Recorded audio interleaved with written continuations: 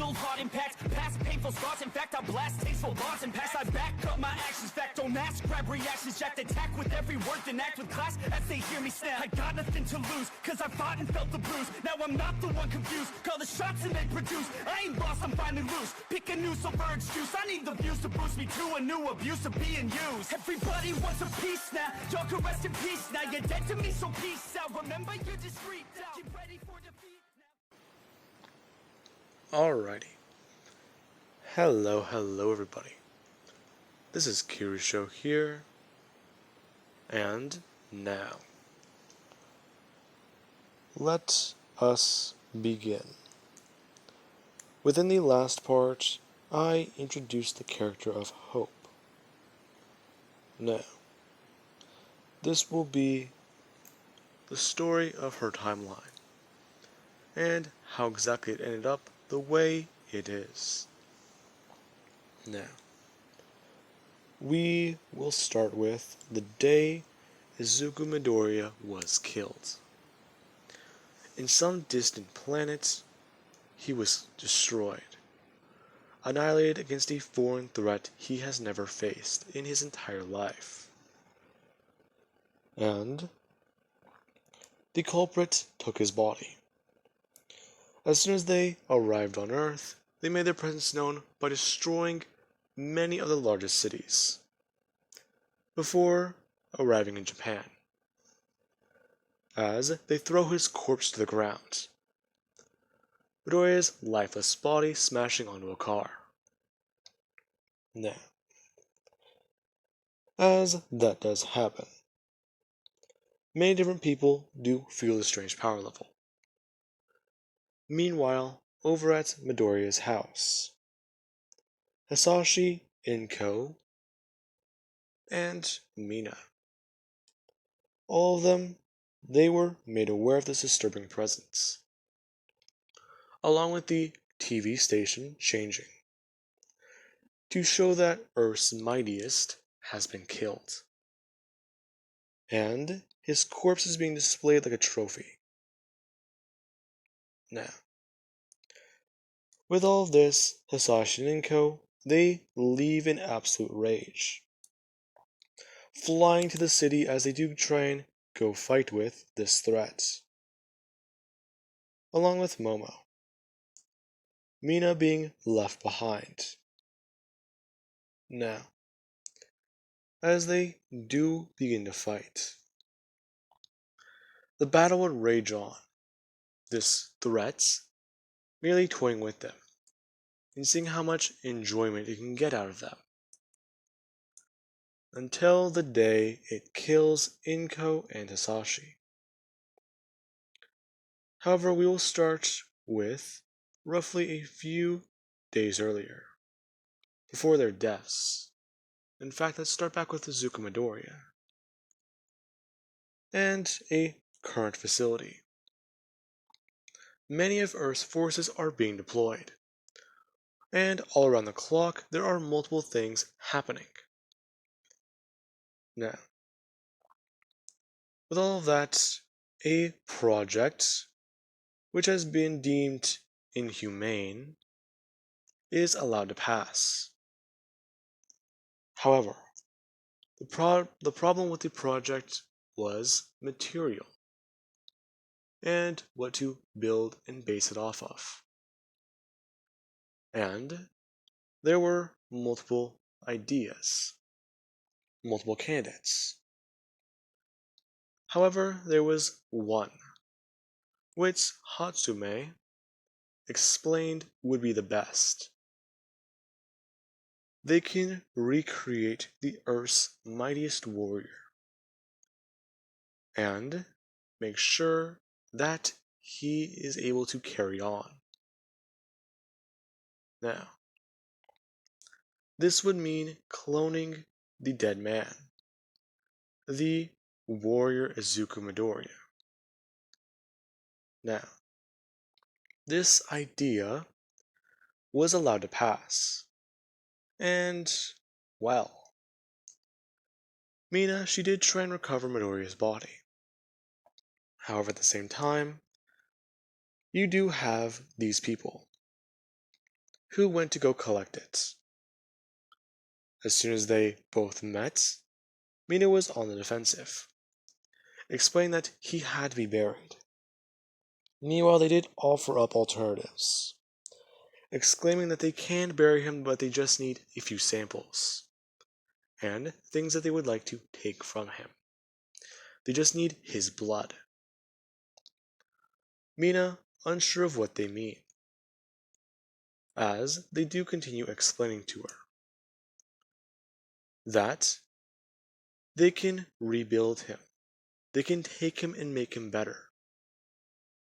Mina's frail understanding of some of the things they're talking about, not really in her vocabulary. Listening to them. Now, as that does happen, we still do have the threat being faced off against, as the program is started. Now, after taking various samples from Midoriya, he is buried. And they do begin to build a basis. However, Saiyan DNA and human DNA are very different things. And there is a problem. Midoriya's biology. To them, it is completely foreign and unstable. Therefore, it will degrade and most likely destroy itself before they can make any progress. And at the time, they had the idea to find a suitable candidate to help make sure this program would be stabilized. Now, they went through many courses and many systems, keeping many different vials of Midoriya's blood frozen. Every candidate they have gone through, it has proven failure. However, there were two bases that needed to try, or most likely would possibly succeed. Running different algorithms and different data, Mei Hatsume explained that by using Mina's own genetic makeup or the other person that is out there fighting, they might be able to stabilize it. And this would most likely be their last chance. Now, Mina, she did donate genetic material, unaware of what she's actually having to do. Now, with that, as soon as she is done, the battle is still continuing on. And we will cut to the surface. Momo in Super Saiyan, fighting and going against this threat as hard as possible, fighting for her very life. Every time she throws a punch, she's quite simply just knocked away, or seen as a piece, well, a waste of time, you could say. And she's constantly just being thrown around, attacked, and played around with. Now, Mina does go to join out on the battlefields, while this research data is still continuing. Now, a few months later, or let's say actually a week, all the fighting and shaking has stopped within the facility. And later it is found that the Saiyan, or the unidentified Saiyan, is dead, along with Mina Ashito, both killed, trying to face off against these threats. The threat deeming them to be waste of times. Now, it is not easy to do, but they do take the bodies and try and analyze more and more data. It was hard for many of the scientist team. However, they had to prevail for the sake of humanity. Some of their experiments, they've been black and white before, but not like this. And they're able to stabilize the genetic makeup of the current project. It has been unstable for many different times, and successfully combining the blood of 3 warriors has proven to be best, or as they would call it, a tainted sample, believing that Ashto's blood, or Mina the pink alien, may not have been needed. However, it is still viable, and only proves to preserve the samples longer. Now, because of Mina's longevity, in the way of her chemical makeup reacting to a Sane's makeup, it is vastly enhanced. That's really all I can really say, or explain it to you. If I try to explain it better, it probably sounds stupid, because even I don't really know what I'm talking about. I'm gonna stop before I start laughing. Anyways, now, with all of that, more time does pass, and monitoring the current projects, they've given it a nickname.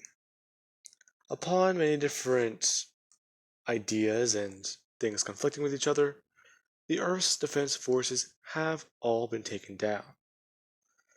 There are only research facilities left, meaning there are no more warriors on the planet. Now, with all of that, the presence that was threatening this planet, they go on a rampage, angry that there are no more strong people. It's going completely ballistic, as during its latest rampage, it knocks out the power to the base, and emergency power has also been damaged, as Mei Hatsume and Melissa, they go running for the project in the dead of night, both of them trying to analyze and make sure that this project will be stabilized. Now, the project has only been active for a few months, and has been successfully growing. Now, it was a difficult challenge, but it does appear that, well, in order to survive, it would have to be implanted into a human host. Without power, without a way to stay warm, it wouldn't survive for much long. And it being the only sample they have, without having to jump through many different other hoops, both these two do make a sacrifice. Melissa's shields being implanted with this embryo. Now, after power is restored, roughly an hour or two later, many different scientists do rush to the lab, seeing Melissa and May. Both of these two concerned. Meanwhile, Melissa, she is trying to explain to the doctors that the project is alright. Them rushing to the lab and finding that the project is missing. Them all confused, trying to demand explanations. This was all that they had left, all the work they have been going for, everything they've been doing, before understanding what has happened. Melissa's shield is carrying the project, and a few months later, it is carried to full term. Now, with that, hope is born, not created. Now, with that, her life all seemed very strange. She did have instances of strange power, or what they believed to be Midoriya's very being running through her, unaware of the idea of ki or anything in general. unaware that they've given her the power of beings far beyond human capability. No. They didn't understand that they were messing with alien genetics, simply thinking that it was strange human biology. Now then, with that, Hope does try and help out around the labs, and do what her mother asked of her. Melissa, her being quite happy, and actually ecstatic, watching the progress her daughter would make. Now, she does begin to train, until one day, humans do invade the base, trying to take over and find food supplies. Now, they don't even bother caring about anyone within the base. They just want to take supplies. And many of the scientists, they are rounded up and held as hostages. As Melissa and May do try and help out, trying to bargain with the supplies these men are after. They have roughly 200 years worth of preserved foods, either frozen or in containers. Whatever they want, they can provide. Now, that was for the entire base of over 10,000 people strong. And these small research teams are all that are left. Now,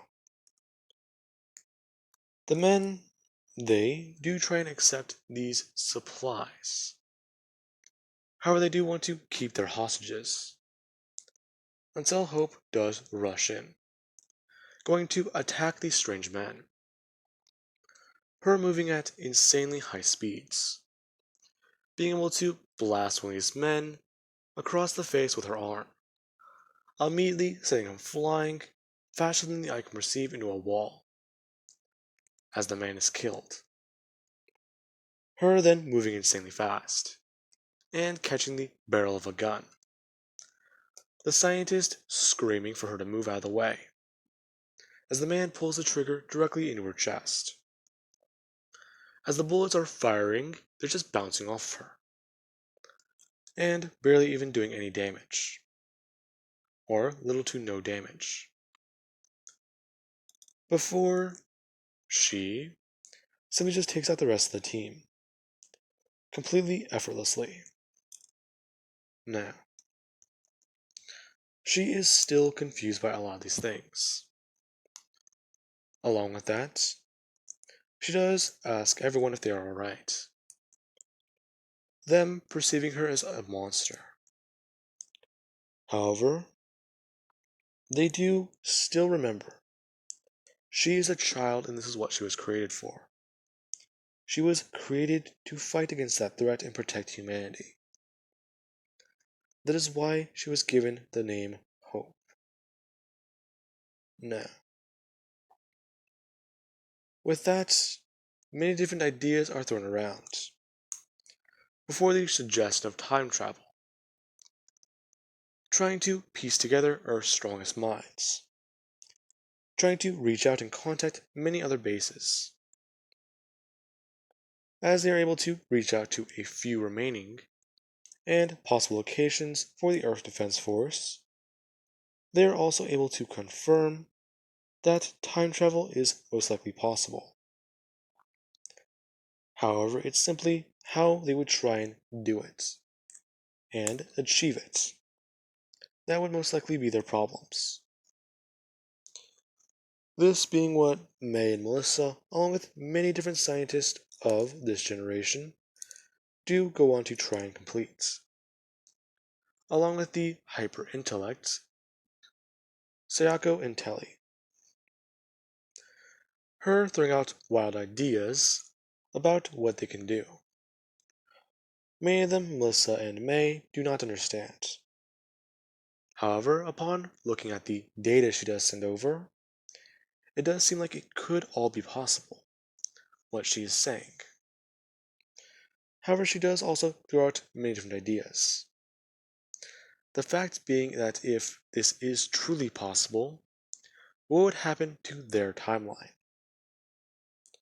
If it is possible to save Izuku Midoriya's life and help him fight against this threat, what would they accomplish? How would it save them? Her bring up the idea of multiversal theory, which is swiftly ignored. They are grasping at straws, and this is all that a lot of scientists do cling to. This dark future is not one they would want to live in. Many of them have lost everything, and all they have clung to is hope. The person and the meaning behind those words. Now, by the time she has reached the age of 18, she has discovered many of her strange abilities, along with one thing she has not believed she was programmed with, or designed for, you could say. Now, with that being said, she is given data, and told by her mother Melissa that Izuku Midoriya is a man that saved the world, and the world was destroyed the day he fell, making sure to keep his legacy alive, and that her other parents, or the people she is made from, would all be proud of her if they could see her. However, she is going to meet them. Now, Melissa did give her daughter a hug, and sent her off.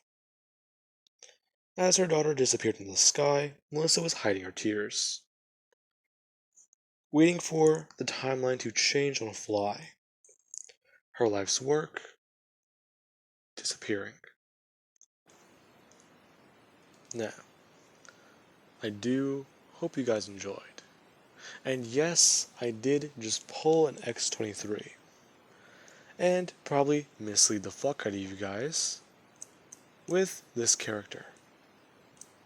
Since many of you guys did think it was going to be a Mina x Deku ship, and that Hope was their child from the future. Surprise! Goodbye, guys. Have a good night.